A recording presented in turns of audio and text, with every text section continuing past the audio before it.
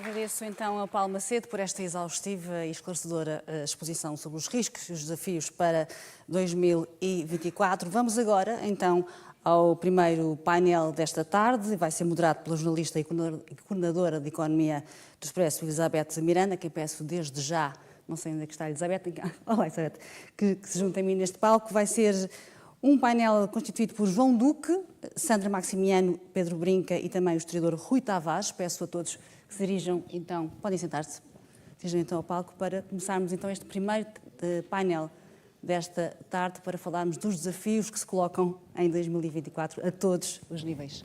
Peço que se sentem então. Olá, boa tarde, por favor. Não, como quiserem. Olá, tudo bem? Tudo bem, desde ontem.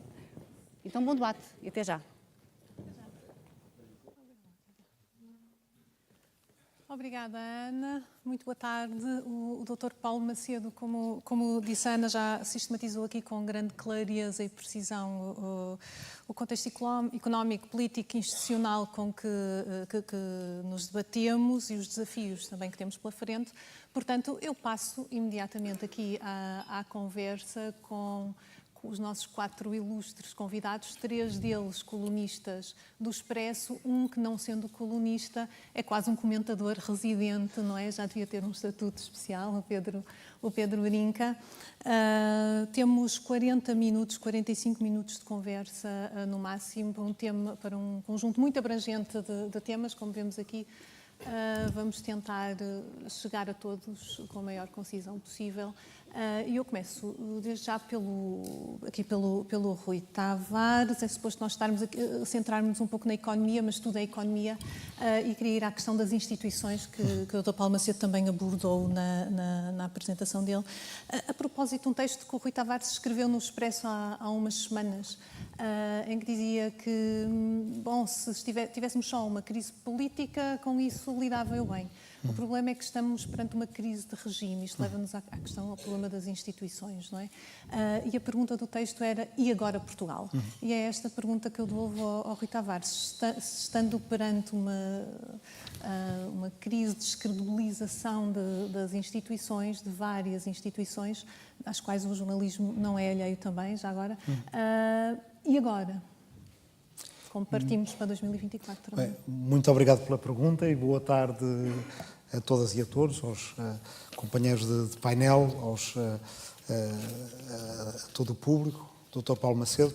Eu devo dizer que perguntei várias vezes, porque quando vi que estava num painel com economistas, perguntei várias vezes: tenho a certeza que não é o José Tavares, da Nova SBE? E depois, quando me confirmaram, não, que era de facto eu, então disse: bem, então vamos a isso. Como é que um historiador pode ajudar? E agora, por essa primeira pergunta, vejo em parte em que é que podemos ajudar. Nós, se comprimirmos a história toda de Portugal assim, em 24 horas do dia, se comprimirmos o último milénio em 24 horas do dia, Portugal nasceu ali pelas 2 da manhã e depois ao meio-dia começa a ter uma inserção geopolítica e geoeconómica que é multicontinental. Inicia o que, na altura, um ano antes do 25 de Abril, o professor Medeiros Ferreira chamava o ciclo imperial. E sentia naquela altura, que foi quando inventou os famosos 3Ds, que depois do Congresso da Oposição Democrática em Aveiro foram para o manifesto do movimento das Forças Armadas, democratizar, desenvolver e descolonizar. Ele sentia que era o fim do ciclo imperial e o início do ciclo europeu. O problema é que, se nós metermos esses 1000 anos de história em apenas 24 horas, nós passamos do ciclo imperial para o ciclo europeu poucos minutos antes da meia-noite. Não é? Portanto, é no tempo da nossa vida. E Portugal, durante o período em que teve um ciclo imperial, teve uma espécie de modelo de negócios que o padre António Vieira, a certa altura, definiu como sendo: sem Brasil não há Portugal, mas sem Angola não há Brasil. Não é? Na altura estávamos na Guerra da Restauração. A Guerra da Restauração demorou muito tempo. Não é só o 1º de dezembro de 1640 que a gente comemorou há poucos dias. São depois 20 e tal anos de guerra com Espanha. É depois só um reconhecimento que vai acontecer só no início do século XVIII, de que os dois reinos estão em paridade. E o padre António Vieira diz, na altura, a Dom João V, que sem os dinheiros do Brasil não há hipótese de lutar pela independência do Reino de Portugal. Mas o minério que vem do Brasil é garimpado por mãos, escravizadas no caso, que vinham de Angola. Esse modelo de negócio funcionou, não é? Porque o país é independente, mas deixou-nos muito vulneráveis do ponto de vista da capacidade de produzir com valor internamente. E eles sabiam isso, não o ignoravam. O debate que nós ainda hoje temos, que é se Portugal deve ser um país de produzir com valor acrescentado, ou se deve continuar a vender-se como um país de salários baixos e de formações baixas, é um debate que no século XVIII se fazia, no século XIX se fazia, no século XX se fazia, e toda a gente à partida responde: é muito melhor ser um país que produza com valor acrescentado, é muito melhor ser um país que tenha uma força de trabalho mais qualificada, mas isso é muito mais difícil de conseguir. Certo. Quando é que nós decidimos, coletivamente, conjuntamente, que não dava para manter, digamos, o modelo anterior e tínhamos que reposicionar o país no mundo? Definitivamente o ciclo imperial estava terminado e tínhamos que nos inserir na economia europeia e, para isso, tínhamos que qualificar a nossa força de trabalho. É, de facto, desde há 50 anos a esta parte. Muitas destas coisas têm efeitos diferidos. Nós só agora é que começamos a ter, e só nos próximos anos, na próxima década, é que começamos a ter uma força de trabalho que é toda ela formada depois do 25 de Abril, toda ela formada, ainda não estamos aí, mas vamos em breve ter uma força de trabalho toda ela já formada em democracia, e depois só, dá 10, 15 anos depois disso, toda ela formada já no Portugal europeu, pós-86, com níveis de formação mais altos, com escolaridade obrigatória mais alta. Aí é que vamos apanhar os outros naquilo onde eles já tinham chegado, alguns deles 200 anos antes. A Suécia tinha níveis de alfabetização iguais aos que nós tínhamos no século XX, no século XVIII. E, portanto, estamos aqui num momento que é, de certa forma, de vai ou racha. Nós podemos agora, quando finalmente estamos a cumprir esse desígnio de paridade, aproveitar as oportunidades que vêm com isso, confiar mais na nossa população para fazer aquilo que se falava ainda agora, dar mais autonomia, mais responsabilização, mais capacidade de trabalho em equipa. Mas aí temos um problema, a tal ameaça que deve ser transformada em oportunidade. E, curiosamente, no quadro do Fórum Económico Mundial não aparecia como uma das principais ameaças. A meu ver, é na Europa e em vários Estados-membros da União Europeia. É o colapso da crença nas instituições democráticas, acompanhado de um colapso no Estado de Direito e nos direitos fundamentais. Quando a exigência coletiva democrática passa a ser maior, nós vemos isso nos debates que temos tido nos últimos tempos, acerca da cultura da cunha, acerca da importância da exigência, acerca da importância dos serviços públicos, sermos todos tratados da mesma maneira em serviços públicos que sejam eficientes e que, sendo eficientes, já não precisam das velhas culturas da informalidade portuguesas, que, sejamos francos entre todos nós, eram as que nos desenrascavam num passado em que não havia essa eficiência. A exigência coletiva aumentou e o sistema político não lhe está a dar resposta. Não lhe estando a dar resposta, o que é que acontece? Não há maior ressentimento que o ressentimento com as esperanças frustradas, isso, com as esperanças que não se cumpriram. Mas esse sentimento de descontentamento não é exclusivamente português, não é? E iremos a isso mais adiante no debate. Mas, ao passo que outros países têm instituições fortes, temos países como a Bélgica, por exemplo, que conseguem aguentar meses sucessivos sem governo, porque têm instituições fortes, também têm instituições regionais que substituem as nacionais, também é um fator de diferença. Mas, de todo modo, há instituições que são fortes, têm um Estado sólido, em que depende menos do poder político. Em Portugal, não é? E quando estamos confrontados com crise política e crise de regime, ficamos aqui num impasse. Como é que vai ser o próximo ano? Eu acho que nós estamos um bocadinho na linha do que acabou de ser dito pelo Dr. Paulo Macedo, que é que as ameaças deveriam ser transformadas em oportunidades. Nós estamos a perder uma grande oportunidade. Nós vamos fazer a discussão dos 50 anos do 25 de Abril muito à volta do tema do salvar a democracia, salvar o regime. Tal como nas relações, quando a gente começa a falar em salvar é porque a coisa já está a correr mal. quando o que nós temos é que injetar mais sonho, não é? Mais desejo também, quer dizer, agora no sentido mais político e coletivo, mas também vale para as relações mais objetivos, comuns, naquilo que nós queremos ser. E aí nem precisamos de nos lembrar que temos que salvar a democracia, porque a democracia nos está a dar coisas boas. O que é que nós podemos fazer?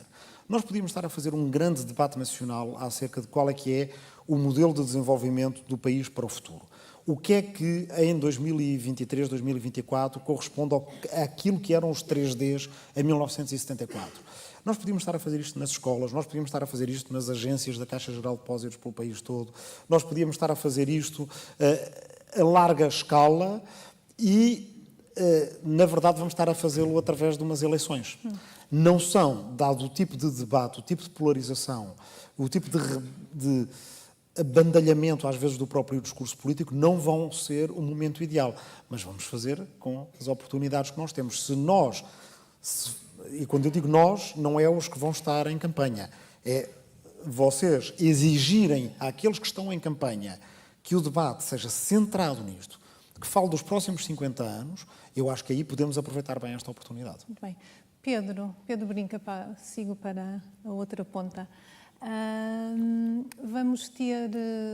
Portugal entra a crescer no próximo ano, mas um crescimento bastante mais brando, mas temos 10 países da União Europeia, entre os quais parceiros, os maiores parceiros comerciais, em recessão. Acreditas numa aterragem suave? Quais é que são os riscos? Bem, primeiro, obrigado pelo convite e cumprimentar os meus colegas de painel. Eu começaria por lembrar uma questão, que é: a generalidade dos economistas acredita que o efeito restritivo da subida das taxas de juros na economia é desfasado no tempo. O BCE não sobe hoje as taxas e, de repente, sente-se o abrandamento da economia. E, tipicamente, esse horizonte é pelo menos de 12 a 18 meses. Ora, há 18 meses as taxas ainda não tinham subido. Há 12 meses as taxas estavam nos 2%. Isto sugere, se esta regularidade se repetir, isto sugere que o grosso do efeito restritivo da subida das taxas de juros ainda está para a frente. Numa altura em que a zona euro já cresce em terreno negativo, 1/10, Portugal já cresce em terreno negativo em cadeia no terceiro trimestre, 2/10, não augura grande otimismo. Portanto, achas que as previsões são demasiado otimistas e que provavelmente teríamos um abrandamento mais forte do que aquele que é antecipado? Isto não há como ter sol na eira e chuva no naval, não é? Porque realmente nós subimos as taxas de juros para controlar a inflação. E não podemos ter qualquer tipo de ambiguidade ou ingenuidade na análise do que faz o BCE. O BCE sobe as taxas de juros para retirar poder de compra a governos, empresas e famílias. E ao fazê-lo, restringe o nível de atividade económica. E o que é certo é que pode ser demasiado bem sucedido nisso e a inflação cair mais depressa, o que, por outro lado, tem um ponto positivo, que é a descida das taxas de juros, que já esteve para ser questionada se aconteceria ainda em 2024, que neste momento o cenário central dos mercados futuros provavelmente acontecerá perto do verão, e que, se as revisões dos níveis de atividade económica continuarem a surgir e serem revistas em baixa, até poderá suceder antes. Por isso... Mas as previsões dos economistas, aliás, para além da citação do Truman, do economista Maneta, também há uma que eu gosto muito, que é parafrasear Samuelson, sobre que os economistas previram 5 das últimas 3 recessões. Não é? Por isso, quer dizer, uma recessão técnica, mesmo que entremos em recessão técnica neste último trimestre, de 0,2, quer dizer, é um preço muito baixo a pagar pelo controle da inflação, na minha opinião. Tomáramos nós que fosse só isso. Se vai ser mais que isso ou não. O que eu sei é que o cenário macroeconómico que está subjacente à proposta inicial do Orçamento de Estado para 2024 previa um crescimento que neste momento já é claramente acima daquilo que é o cenário central da generalidade das instituições. E também prevê um nível de desemprego em mínimos históricos, em 6,2. Portanto, estamos a ser demasiado otimistas no desemprego, não é? Não sei. A taxa de emprego é, como dizia o Mário Centeno, chamava-lhe o DIC, foi o DIC aqui, ou o milagre, como chamou também o Paulo Krugman, do nosso sucesso entre aspas, não é? Dos últimos anos. Tivemos um mercado de trabalho que sustentou o crescimento e sustentou as receitas da Segurança Social. Mas é fácil perceber que basta disparar um bocadinho. Isso. São menos pessoas a criar riqueza, menos pessoas a criar receita fiscal, mais pessoas a receber transferências e subsídios, e rapidamente o superávit se esgota. Aliás, desde que o Governo, nós entramos aqui neste período eleitoral, não é? E o que é certo é que só para o orçamento de 24 bateu-se o recorde de propostas, foram mais de 1.900 as propostas, em que eu tenho aqui algumas escritas, mas quer dizer, isto dava aqui um rol, o que causa algum pessimismo relativamente à questão da estabilidade orçamental. E isso é um problema, na minha opinião, porque aquilo que estava no Plano de Estabilidade e Crescimento é que íamos gastar 38 mil milhões de euros até 2027 em juros sobre a dívida. Eu não sei o que é que são 38 mil milhões. Algumas pessoas nesta sala se calhar saberão, mas eu não sei. Eu comprei uma casa por 300 mil, 38 mil milhões. O que é que eu compro com 38 mil milhões que não compro com 37 mil milhões? Não faço a mínima ideia, não é? Mas eu posso dizer que 38 mil milhões são para aí 60 aeroportos de Montijo. São para aí 7 aeroportos de Alcochete, são quase 2 PRRs. É isto que estamos a falar. E por isso é que é tão importante manter a saúde das contas públicas. Mas com todas estas propostas que existem da despesa, se nós não vamos comprometer a consolidação orçamental, não é sério estar a falar de propostas sobre despesa sem dizer como é que elas são pagas. E então aí, das duas uma, ou se cortam em transferências, o que não me parece uma opção num país como Portugal, que se não fossem as transferências sociais e o papel redistributivo do Estado, passávamos de uma taxa de risco de pobreza de 18% para 42%, ou então temos que olhar a fundo para o Estado e perceber se de facto há margem para aumentar a eficiência. Aliás, o Dr. Paulo Macedo anunciou aqui um conjunto de abordagens de digitalização, etc. Aliás, nós temos 1.000 milhões de euros do PRR em finanças e administração pública. Era importantíssimo perceber se de facto qual é o impacto esperado em termos de otimização de processos, economia de recursos, para depois perceber se há margem para acudir às outras frentes. Também já gostaria de falar um bocadinho do investimento público e privado a seguir. Deixa-me só passar ao professor João Duque, a propósito temos a inflação a descer, a economia a abrandar substancialmente, se calhar até mais do que as previsões da Comissão Europeia do Governo. Devemos interpretar isto como um sucesso da política monetária ou um sinal de que se calhar fomos longe demais? Boa tarde, muito obrigado pelo convite e um especial cumprimento à Caixa por receber este evento. Olhando para os resultados e usando aqui aquilo que foi a apresentação do Dr. Paulo Macedo, não há dúvidas nenhumas, a meu ver, que um dos fatores contribuintes para a descida das taxas de inflação será seguramente, não sendo o único, a política monetária usada, não só na vertente da subida das taxas de juros de referência, mas também através daquilo que é a gestão da dívida pública detida nas mãos dos bancos centrais, que também é um fator muito importante, porque é esse volume de títulos detidos pelos bancos centrais que fará continuar ou não uma política mais expansionista ou menos expansionista. E, portanto, nós tivemos aqui um fator importante, sem dúvidas nenhumas, e que está a ter o seu efeito. A única questão que eu coloco aqui em cima da mesa, e eu estou convencido que é capaz de haver aqui uma alteração de comportamento pelos agentes, porque nós estamos num mundo muito mais acelerado, em que a informação, a meu ver, parece-me que é absorvida de uma forma muito mais rápida do que era historicamente. É possível que o ciclo de espera, de diferimento entre o momento das decisões de política monetária e aquele efeito no mercado seja tão elevado ainda. Isto é, aqueles 12 a 18 meses, se calhar, agora são um bocadinho mais curtos. Quem sabe? E se for assim, nós já começamos a sentir mesmo os efeitos, e agora já estamos mesmo a sofrer estes efeitos de alteração de política. Não em todos os países.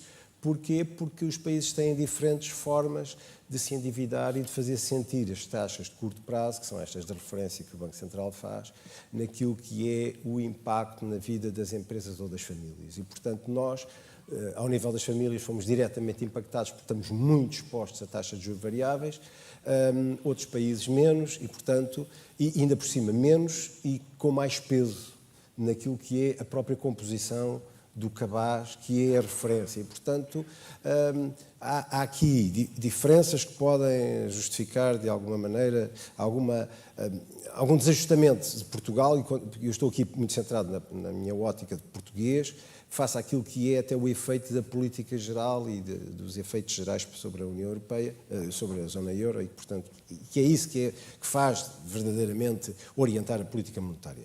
Portanto, há aqui duas questões importantes que eu queria sublinhar. Uma que é esta velocidade a que a informação está, que me parece que está a aumentar, e, portanto, a velocidade de assimilação daquilo que é a informação nas decisões e o impacto que estas decisões têm depois na vida do dia-a-dia das pessoas e das economias, por um lado, e, por outro lado, a forma, de alguma forma, desajustada entre aquilo que é a nossa realidade portuguesa e a realidade europeia. Mas, voltando à questão inicial, sim, parece-me que as taxas de juros e a forma como elas têm estado a ser geridas e até a forma como eu disse que está a ser gerida a evolução da dívida pública detida pelos bancos centrais está a ter o seu benefício. Agora, este é um benefício que nos é particularmente dispendioso, é caro, as famílias não gostam, mas que é o benefício de termos uma inflação que aparentemente está a baixar. E está a baixar um ritmo, de facto, também era inesperado. Inesperadamente rápido, não é?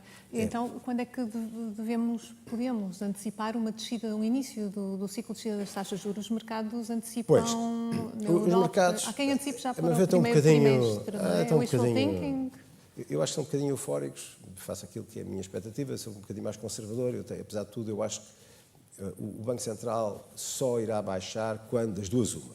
Ou sentir que a sua política está a ser absolutamente excessiva e está a ser demasiado cáustica para as economias do centro da Europa, que são essas que mandam no desenvolvimento da economia europeia, e, portanto, se começar a perceber que a manter as taxas elevadas, as taxas de curto prazo de referência, são muito elevadas e estão a causticar demasiado e a provocar uma recessão séria, não é de 0,2 pontos, é séria no centro da Europa, aí eles rapidamente mudam a política, ou até ao momento em que eles estão, de facto, confiantes de que não vai haver um refluxo, não é? Que é uma coisa que os gestores de política monetária, neste momento, não querem.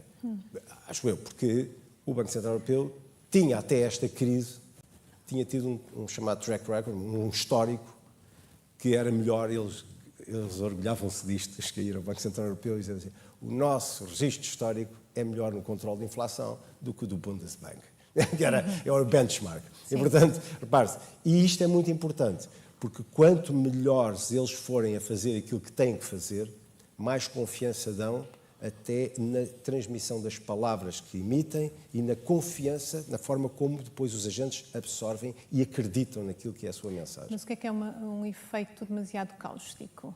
Nós temos a Alemanha, Itália, França... É tirar a economia alemã para uma recessão com uma queda...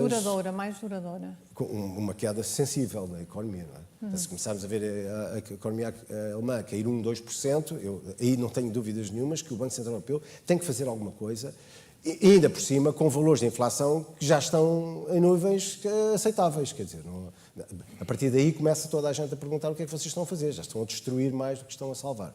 E, portanto, a meu ver, há este equilíbrio difícil e que depois, ainda por cima, coincide com o facto de ser o resultado de uma decisão coletiva. Atenção, é uma decisão coletiva. Portanto, só antecipa uma descida de taxas de juros a acontecer no segundo semestre? Não tanto. Mas eu diria que junho, para mim, é o ponto da viragem. Muito bem. Sandra, parabéns pela nomeação em primeiro lugar, mas por enquanto ainda uma pergunta sobre economista. No último Eurobarómetro, que saiu há uns dias, cerca de metade ou mais de metade dos portugueses mostram-se pessimistas e acham que as condições de vida no próximo ano se vão degradar substancialmente. E aqui perguntava-te se é uma leitura que acompanha, lúcida, que acompanha aquilo que são as estimativas, ou se estamos num movimento de sentimentos negativos excessivos, não é? E isto porque também nos Estados Unidos, por exemplo, há umas semanas, o New York Times falava em mais vibrações em torno de uma boa economia. Apesar de tudo, há crescimento, mantém-se o emprego, apesar do abrandamento, mas há uma espécie de grande descontentamento que parece, dos cidadãos, que parece ir além da economia e além das políticas públicas. Portanto, como interpretar estes números? Bem, antes de mais, obrigada pelo convite e também aqui uma palavra aqui à Caixa que está a receber este projeto e acho que é muito interessante. Foi muito interessante também aqui as palavras que tivemos, a apresentação professor Paulo Macedo, achei muito elucidativa e acho que deveria ser transportada para as diferentes organizações privadas e públicas por aí. Não é política, o Dr. Paulo Macedo disse que não era política, mas é praticamente um programa de governo, não é? Diria eu. Eu acho que deveria ser, sim, é pelo menos estão ali muito boas práticas que deveriam ser seguidas pelas organizações em geral. Eu queria dizer que eu não acho que esse pessimismo que não seja fundamentado e que não seja até racional, porque se pensarmos, e existem muitos estudos que mostram isso, quanto maior a instabilidade política, maior também é o declínio do desempenho económico. Existe uma grande correlação entre instabilidade política e desempenho económico e depois é um ciclo que se alimenta, não é? Portanto, um mau desempenho económico vai criar instabilidade política e eu acho que as pessoas já se aperceberam bem disso e, portanto, não acho que esse pessimismo seja infundado. Depois existe aqui, como também foi falado, uma grande crise das instituições e esse desacreditar nessas instituições que também nos faz ser mais pessimistas em relação ao futuro. Existe, sem dúvida, grandes temas que por resolver e que devem estar em cima da mesa neste debate. Aliás, nesta campanha eleitoral, que já estamos em campanha, basicamente as questões da habitação, as questões da educação, as questões da saúde, portanto, obviamente que as pessoas sentem que as condições de vida estão-se a deteriorar, portanto, não há aqui um pessimismo que seja infundado nesse sentido, portanto, é um pessimismo que eu até diria que é muito realista. E depois é muito esta sensação, eu não sei para vós, mas para mim, enquanto cidadã, também tenho essa sensação, e eu digo isto muitas vezes, que os nossos governantes acham que nós vivemos, eu repito isto muitas vezes, 500 anos, que a esperança média de vida é de 500 anos. Portanto, tudo acontece de uma forma muito lenta, as pessoas percebem e sentem que os problemas não são resolvidos, que tudo leva muito tempo. Nós falamos nesta necessidade, né, de salários mais altos e tem havido, obviamente, a questão, se falarmos do salário mínimo, tem havido um crescimento acentuado, mas é óbvio que as condições de vida da maioria das pessoas têm vindo a melhorar, mas é uma melhoria que fica muito aquém dos nossos parceiros europeus e hoje, cada vez mais, a globalização torna isso muito evidente. Para os jovens é muito difícil dizer os fazer crer que temos uma qualidade de vida em média comparável, que não é, obviamente, e é esta sensação que tudo vai demorar muito mais tempo, que eu não vou viver o tempo suficiente para ver as minhas condições melhorarem. E isso, obviamente, não cria um pessimismo que não é de todo infundado e é quase como uma falta de esperança. Eu acho que o grande problema que existe na maioria da população é esse, é a falta de esperança. Uhum. É um desacreditar nas instituições, já uma falta de esperança de que algo que algo vá mudar. Se nós formos ver, eu fiz esse exercício ontem, fui ver, basta pôr instabilidade, o título do encontro de hoje. E nós vamos ver o que é prescrito, e aparecem alguns artigos escritos nos mídias, de 2012, portanto, 10 anos atrás, e poderiam ser aplicados hoje. Portanto, o mesmo discurso que tivermos, ou que foi escrito há 10 anos atrás, poderíamos estar aqui a aplicar hoje também, com a mesma, quase com a mesma prescrição, com as mesmas receitas. Nós não temos muito novas receitas, temos hoje a inteligência artificial, um bocadinho mais avanços na questão da digitalização, mas não são, se formos ver há 10 anos atrás, as receitas para sairmos deste impasse são basicamente as mesmas. E isso a mim cria-me esse pessimismo e esse desacreditar. Portanto, é muito tempo para estarmos aqui com os mesmos problemas. Muito tempo para tão poucas reformas, não é? Este descontentamento geral, Rui, pode também estar na base de uma alteração do Parlamento Europeu, da Constituição no Parlamento Europeu agora, nas próximas eleições, e ditar aqui uma mudança naquilo que têm sido as prioridades até agora europeias? Acho que vai acontecer certamente, mas ainda mais importante do que isso é a alteração no Parlamento Europeu e nas outras instituições que nós vamos ter até ao fim da década decorrente do alargamento. Porque eu estou muito contente por a Sandra ter introduzido a questão do tempo, porque senão estava com medo de ter de responder, de fazer uma previsão acerca de quando é que as taxas de juros vão começar a descer, que não é a minha praia, mas acho que é muito importante dizermos às pessoas que os atrasos que nós temos, que em algumas situações são seculares, eles não são simetricamente resolvidos, ou seja, lá porque temos séculos de atraso, por exemplo, em relação aos níveis de qualificação da força de trabalho, ou da complexidade do produto que produzimos, ou da incorporação de tecnologia, ou por aí afora, isso não quer dizer que demoremos os mesmos séculos ou as mesmas gerações a recuperá-los. E nós sabemos que há sociedades que, de formas muito diferentes, conseguem estabelecer planos para si mesmos, da Coreia do Sul à Finlândia à Irlanda, e cumprir com eles, e podemos estudar o que é que elas têm em comum, porque cada uma delas tem um modelo político, social e económico diferente. O que têm em comum, do meu ponto de vista, é uma capacidade, até por serem países de uma dimensão, aliás, comparável com a nossa, serem países que têm uma capacidade de coordenação coletiva ao nível de decisão, que conseguem tirar o melhor partido do seu substrato cultural e social. O que é que eu quero dizer com isto? Quero dizer que Portugal tem algumas vantagens. Uma coesão cultural e social grande.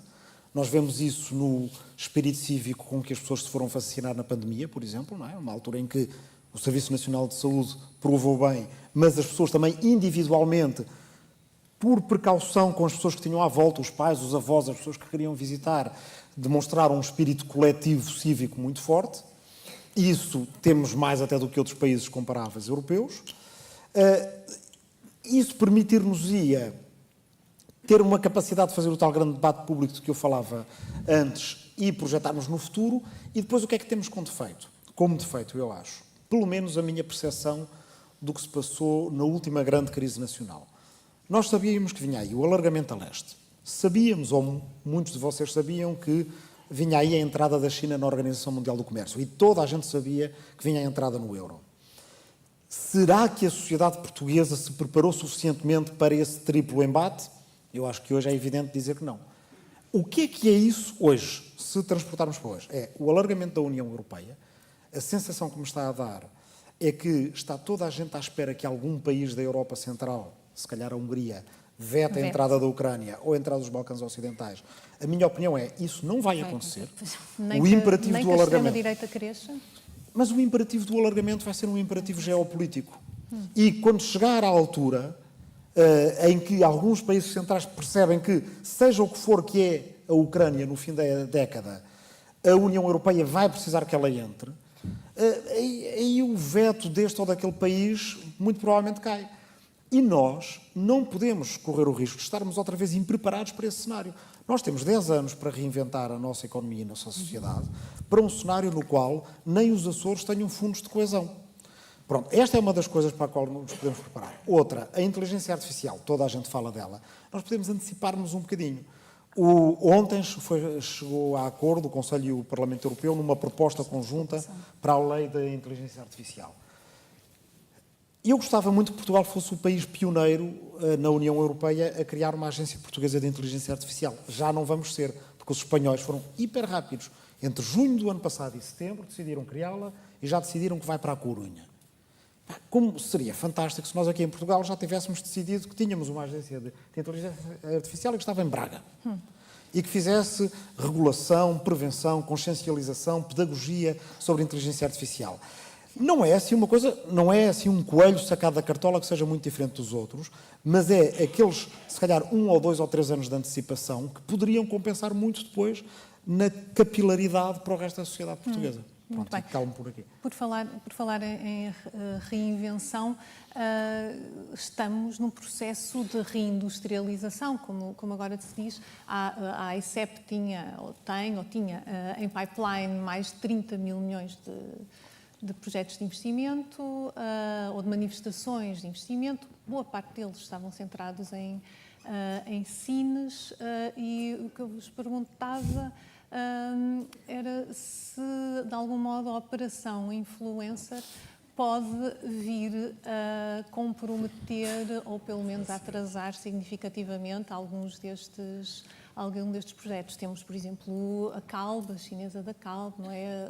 A sul-coreana da SK, com grandes projetos. Um deles, que da Calbe já está em curso, a SK ia avançar no próximo ano. Até que ponto este tipo de crise institucional, ou problemas institucionais, chamamos assim, pode comprometer o investimento direto estrangeiro que estava encaminhado, aparentemente? Pedro, sim. Não queres a pergunta, é? Não dá para saltar. Não tenhas medo, não tenhas medo. Quer dizer, seguindo na boa tradição dos economistas a prever coisas, não é?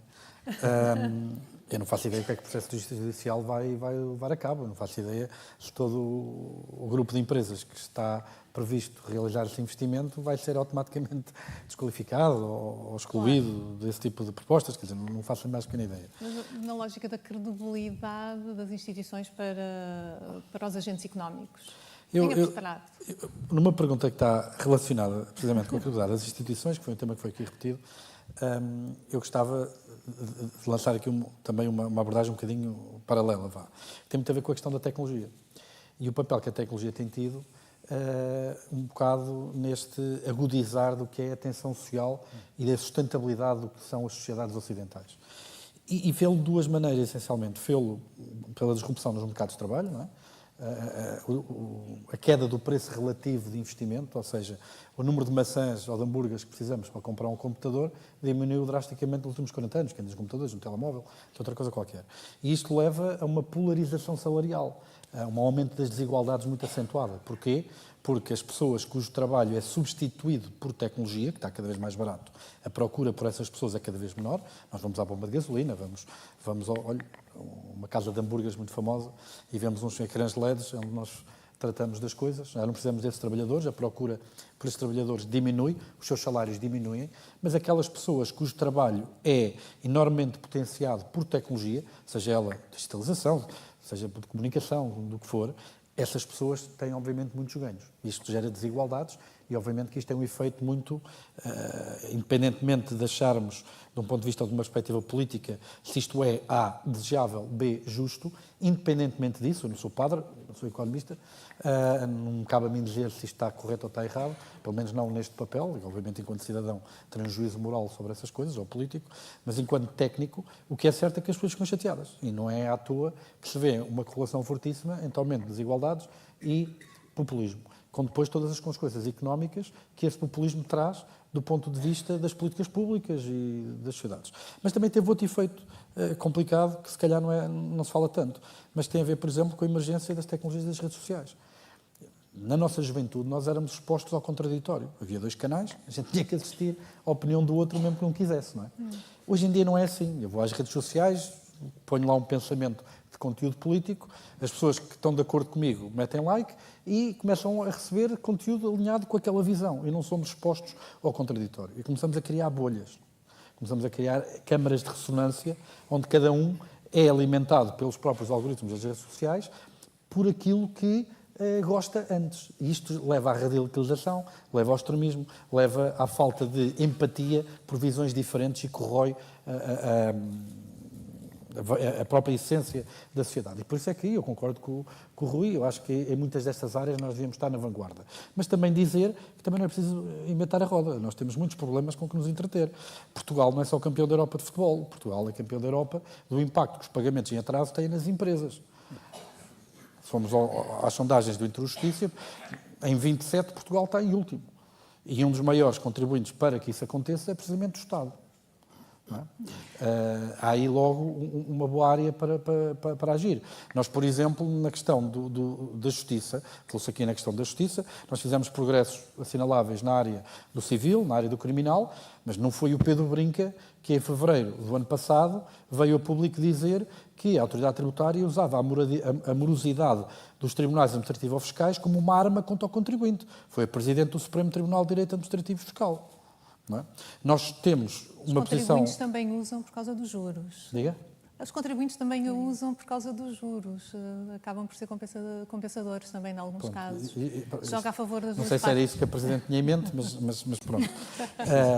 Ao mesmo tempo, nós temos uma posição privilegiada virada aqui para o Atlântico, a geografia abençoou-nos com esta posição de proximidade às Américas, à África Ocidental, e de facto somos o 7º país do mundo em conectividade marítima. Mas depois, naqueles fatores que determinam a nossa capacidade de criar riqueza e de alavancar crescimento económico nessa vantagem natural, não existem. Porquê? Nas alfândegas A estamos questão em é porquê, 30º. não é? Então já lá vou. E como? Nas alfândegas estamos em 33º, na qualidade logística e transportes estamos não sei em quanto. Quer dizer, até isso nós temos tido dificuldade. E agora pergunta-me porquê. Isto, eu vou ser muito pouco meiguinho para algumas das pessoas, mas quer dizer, estes problemas, quer dizer, primeiro nem fui eu que os identifiquei, estes problemas estão identificados. Nós temos toda uma comunidade científica que se dedicou ao estudo e ao diagnóstico dos problemas do país, com décadas, e não falo de mim, eu não tenho nenhuma agenda nesta, porque a maior parte da minha investigação nem é sobre Portugal. Eu, quando falo sobre a economia portuguesa, falo citando outros colegas meus da Universidade do Minho, do ISEG, mesmo da minha própria escola. Mas o que é certo é que toda essa massa de gente foi olimpicamente ignorada, por exemplo, na elaboração do PRR. Nós entregámos o PRR, com todo o respeito que eu tenho pelo António Costa e Silva, que tenho uma admiração pessoal até bastante, entregámos um plano de recuperação económico que só é comparável em volume de fluxos financeiros à altura que vinha o ouro do Brasil a um engenheiro de Minas. Quer dizer, e eu acho que muita gente olha para o país e para a economia do país como um buraco, mas eu acho que foi levar a metáfora longe demais, não é? E a comunidade portuguesa, a comunidade científica que se dedicou a estudar isto, ter sido olimpicamente ignorada, no meu entender, é um dos erros estratégicos mais básicos, que outros países não fizeram. A Grécia foi buscar o Pissarides, que nem sequer é grego, é cipriota, sim, e foi Prémio Nobel de Economia, professor na LSI, para gerir o PRR. A França juntou um conjunto de economistas das melhores faculdades do mundo também para aconselharem. A última decisão é política, não é isso que nós está aqui em causa. Mas as políticas, quando são decididas, são informadas com o melhor conhecimento possível. E tanto quanto eu sei, aquilo que se ouviu das universidades foi aquela reunião dos famosos 5 minutos em que chamaram 2 professores por universidade em Portugal, muitos deles nem sequer eram de áreas afins, mas pronto. Isso levava-nos a outro debate, ainda hoje foi apresentado um estudo em que o professor Augusto Mateus fala também nas universidades, mas no seu divórcio em relação às empresas, não é? Portanto, há aqui várias triangulações, vários tipos de intersecções que se calhar é preciso estimular. Professor João Duque, não sei se quer responder à questão da operação influencer, mas aqui o Pedro chutou para canto. Mas a questão do investimento estrangeiro, a questão do investimento que é fulcral, não é? Temos déficit de capital e quando há capital estrangeiro podemos estar até que ponto é que ele pode ficar assustado com a forma como funcionam as nossas instituições. Deixa-me só dizer uma coisa muito rapidinha, 10 segundos. Muito rapidinho. Portugal não está assim tão mal no estoque de IDE. E tem crescido de forma consistente e acentuada ao longo do tempo. Certo. Quer dizer, aquela página do Financial Times a dizer que o António Costa sai do governo devido à corrupção no seu inner circle, primeira página do Financial Times, é tudo menos atrativa de investimento internacional. Não é? Claro. Quer dizer, a partir daí, soube logo nos 2 dias seguintes, através de um advogado de negócios, que 3 clientes que não estavam seguros de vir para Portugal, eram daqueles que estavam em namoro, digamos assim, para conhecer o país, tinham ligado a cancelar. E, portanto, naturalmente, que isto significa o quê? Que, quer dizer, temos que voltar a fazer um caminho que é um caminho de resiliência, de fazer acreditar que Portugal tem os mecanismos certos e pronto, e até detectou um problema, se é que há de problema, agora vamos ver se há problema ou não, mas que até teve um mecanismo interno que levou a detectar um problema, quer dizer, olhar para o problema com um aspecto positivo, digamos assim, no sentido de tentar atrair capital, investimento estrangeiro, que não seja, primeiro, que não seja destrutivo dos nossos interesses e que sirva, de facto, os nossos interesses. E segundo, que possa fazer aquilo que nós não temos, porque nós não temos capital. Nós não somos um país de capital e somos um país que está pouco atrativo e vai, a meu ver, ser cada vez menos atrativo a risco. Portanto, os portugueses, ao envelhecerem, e a sua estrutura demográfica está a envelhecer drasticamente, como todos sabemos, vai sendo cada vez mais avesso ao risco. Isto significa que o estoque capital vai estando cada vez mais na posse de uma população muito numerosa que é avessa ao risco. O que significa que menos espaço há para o investimento de risco, que é fundamental. Não, quer dizer, no fundo, nós não é canalizar para depósitos ou certificados de aforro que garantem, naturalmente, a restituição, o reembolso, mas pouca remuneração, e quando são canalizados através da banca, da boa banca, como o Caixa Geral de Depósitos e outros grandes bancos que temos em Portugal, convenientemente regulados, essa canalização é feita com muito cuidado. E, portanto, e atenção, há muitos projetos que são necessários ser implementados nos países, sabendo nós à partida que eles vão sussurrar, muitos projetos vão sussurrar, mas faz parte da natureza do negócio. Uma economia que não tenha disponibilidade de capital para sussurrar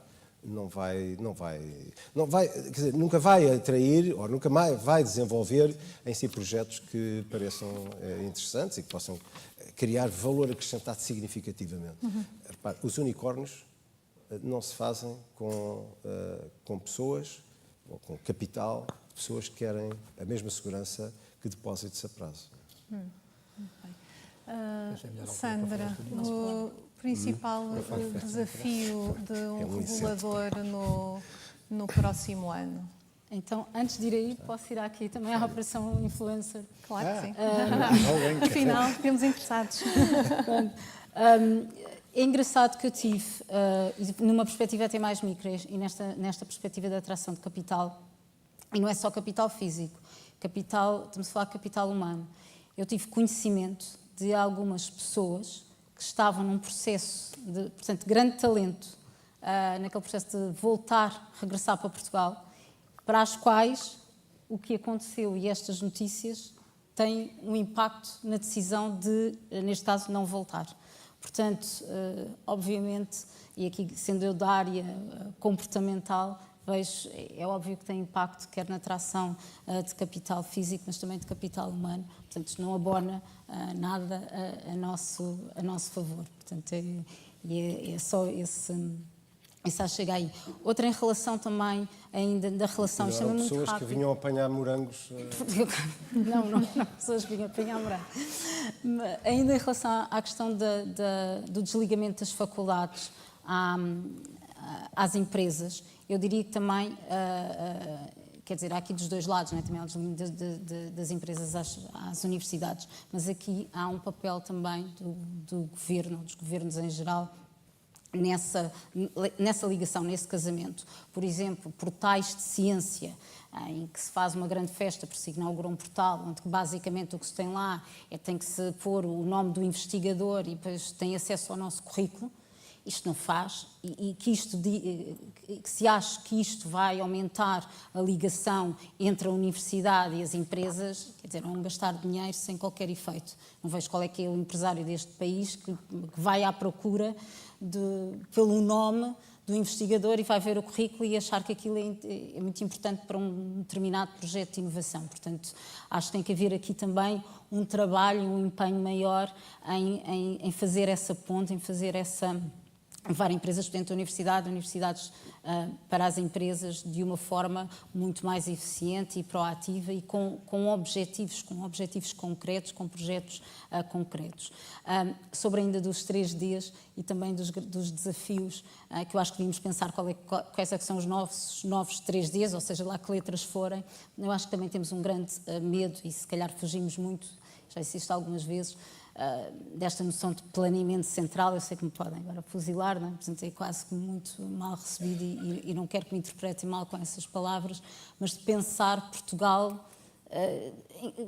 num conjunto de pessoas, seja elas de que cor política, em conjunto conseguirem realmente pensar os desafios e que Portugal tem pela frente, não só desafios, né, se calhar os desafios são fáceis de elencar, mas depois como é que nós vamos atacar esses desafios. Portanto, e ao chegar lá, né, portanto, eu acho que isso é muito importante, mas eu não vejo, não é, temos aqui o aeroporto como exemplo, eu não vejo... também partilho do pessimismo do resto da população. E sobre os desafios do regulador, Muito rapidamente. Eu Vai acho entrar que... um novo operador disruptivo, que impacto é que isto tem na concorrência? Desafios. Em 1 minuto. Primeira Não, eu aqui intervenção daria, oficial. se calhar, os desafios de uma forma mais alargada. O desafio da regulação digital é, se calhar, agora dos maiores desafios. E porquê? Porque se pensarmos, em termos de falar das telecomunicações, como teria falado de regulador, mas se pensarmos que nós sabemos quais são as empresas reguladas à partida, né, as que existem, que aí já temos um campo de ação, de certa forma, restrito, não é? Por exemplo, sabemos qual é o nosso campo de ação. Com a regulação digital isto ficou tudo muito mais confuso, muito mais ambíguo nesse sentido. O que é que vamos regular? Passamos a não ter, se calhar, 15 empresas, temos potencialmente todas as empresas. Isso é um grande desafio que ainda não sabemos sequer como é que se vai materializar. O desafio da regulação digital, depois da regulação da inteligência artificial, que ainda não se percebeu aqui em Portugal, ainda andamos aqui à procura de qual é que há de ser o melhor modelo para essa regulação da inteligência artificial. Partilho totalmente aqui da ideia de que estamos atrás, né? Houve a abertura há pouco tempo de alguns concursos, nomeadamente a FCT, para propostas de regulação, para a regulação da inteligência artificial, portanto, projetos de investigação para a regulação da inteligência artificial em Portugal. Portanto, estamos nessa fase, estamos aqui muito nesta fase de projetos de investigação sobre isso, ainda não muito proativos de entrar propriamente com a criação de alguma agência. Muito bem, muito rapidamente para terminarmos, o que eu vos pedia era a cada um que elencassem, identificassem um tema, uma necessidade que é imprescindível ser debatida durante a próxima campanha eleitoral. O que é imprescindível? Em meio minuto cada um no máximo. Rui, um tema apenas. Eu creio que é, no fundo, expandir a democracia, democratizar a economia. Olha, por exemplo, na questão da energia, há uma razão porque as ditaduras gostam de combustíveis fósseis e os combustíveis fósseis gostam de ditaduras. Aquela estrutura de produção de energia adequa-se muito a uma decisão política centralizada e autoritária. Da mesma forma, nós podemos democratizar em Portugal a produção de energia, seja através de comunidades de energia e que sejam mais dispersas no território, seja através do contributo que as empresas de energia devem dar para o desenvolvimento regional, por exemplo, onde estão as barragens, e que é interior muitas vezes despovoado, seja, por exemplo, aquilo que tenho defendido, que é que haja também uma pegada pública na revolução do hidrogénio verde, que não seja só leilões com privados, que, aliás, o hidrogénio verde ele não deve ser só verde, deve ser transparente, e vemos o problema que dá quando não o é. Podemos expandir isto. Portugal, por exemplo, mesmo coisas que outros países fizeram de democratização no local de trabalho, a Alemanha tem trabalhadores nos conselhos de administração das empresas, funciona bem, Portugal deveria ter. Portugal deveria ter também mais flexibilidade na criação de cooperativas de trabalhadores independentes, porque isso significa ajudar a partilhar custos. Já vamos em três. Mas é tudo dentro do modo de democratização, mas declinado para outras áreas. Democracia, obrigada. Sandra? Atração e retenção de talento. Eu acho que é um problema que abrange todos, né? Abrange as universidades, abrange a administração pública, as empresas, os reguladores, portanto, toda a gente. Eu acho que se formos perguntar a cada um de nós qual é que é um dos grandes desafios e a dificuldade que sente no momento, é, se calhar não tanto até atrair, mas reter esse talento. E temos que pensar realmente em que medidas que sejam realmente eficazes. Aumentar salários não é suficiente? Nós não conseguimos aumentar, nós precisamos de produzir, ter uma produção com maior valor acrescentado, voltamos à mesma história, maior produtividade para aumentar salários. Nós precisamos se calhar medidas mais proativas neste momento, mais diretas, que sejam realmente eficazes, não passa só mesmo pelo IRS jovem e coisas assim, mas temos aqui a pensar em que medidas é que seriam mesmo essenciais para, eficazes, como eu digo, para atrair e reter talento. Não, só uma coisa, não há nada que fixe tanto gente quanto as pessoas terem uma ideia do que é que o país vai ser dali a 5 ou 10 anos. Quando os meus pais podiam ter imigrado e não emigraram, não era porque o país já estava melhor, era porque tinham uma certeza, uma plausibilidade grande que o país ia ficar melhor. E isso é que nos tem faltado nas últimas décadas. Portanto, aí as pessoas não voltam e as pessoas não ficam. Não, o salário não precisa de aumentar de um dia para o outro, mas se as pessoas souberem, daqui a 10 anos este país vai ser mais justo, mais sustentável, etc., ficam. Professor João Duque. Olha, acreditando que a campanha eleitoral serve para as pessoas debaterem verdadeiramente aquilo que é importante, e pode ser para partidos que não tenham um posicionamento como o do Rui, que não tenham à partida um posicionamento de que vão ser o partido maioritário, os partidos que se sentem que têm uma responsabilidade de governo, vão fazer uma coisa que é tudo menos tentar ir às questões fundamentais e que depois elas possam afastar potenciais votantes. E, portanto, eu elejo a questão das pensões, não é? E a forma como se vai sustentar a geração que tem neste momento 63, 64, não é? Daí até assim, não é? Portanto, os que nasceram em 60, na década de 60, até 70 e picos, esses o boom dos anos 60, vão aposentar-se agora, começam-se a aposentar dentro de 2, 3 anos e vão por aí fora, a avolumarem-se cada vez mais e a pendurarem-se cada vez mais em 2 sistemas, pensões e saúde. Eu elegi um, se pudesse fazer os dois, mas os dois são chave aqui. Porque esses 2 temas, é que vão fazer os próximos partidos ganhar eleições nas próximas décadas. 2 décadas. Quem mais conseguir garantir que paga pensões e que as aumenta, e que garante que as pessoas vão ao Serviço Nacional de Saúde e que são atendidas e não ficam nas filas de espera ou cá fora na ambulância para serem atendidas, etc. Quem fizer isso, ganha eleições. Não quer dizer que depois cumpra, ok? Mas vai dizer.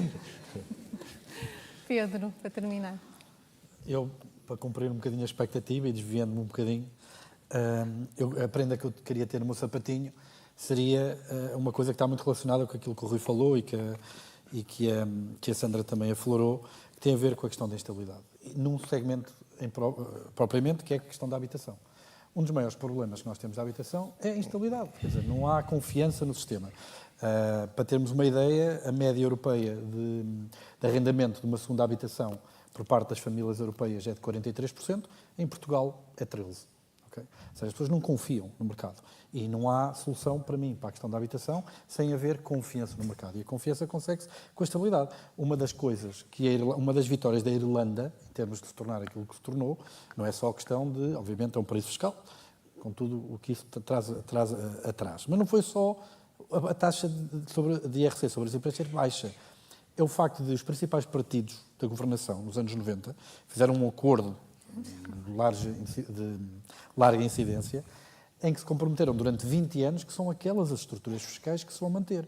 E quando nós pensamos em alguém que quer criar um investimento, tem a segurança de perceber que durante aquele período de tempo é aquilo que vai acontecer. Ora, nem de propósito, sobre a questão do IRC, nós sabemos o que é que aconteceu quando António Costa, em 2015, subiu ao poder. Rasgou o acordo que havia entre PS e PSD, segundo creio. O Rui, se calhar, tem aqui melhor o track record disto do que eu. Mas, quer dizer, era importante que, na questão da habitação e não só, obviamente nas reformas estruturais que podem pôr o país a crescer, pode tornar mais atraente para atrair as pessoas, mas na questão da habitação em particular, é uma coisa que é impossível, politicamente, em Portugal, mas que, na minha opinião, era de um enormíssimo sentido de Estado dos 2 principais partidos, um acordo que conseguisse garantir estabilidade no mercado da habitação a médio prazo. Podes meter mais partidos. Posso, claro. Um dos problemas também é que, se calhar, a configuração do espectro partidário pode alterar-se e aquilo que agora são os maiores partidos vai ser uma coisa mais difusa, não é? Mas, bom, vários temas aqui, várias pontas soltas que dariam para muitos outros debates. Muito obrigada. Temos mesmo de ceder o palco com algum atraso do qual pedimos desculpa, mas o que foi proveitoso. Obrigada e boas tardes.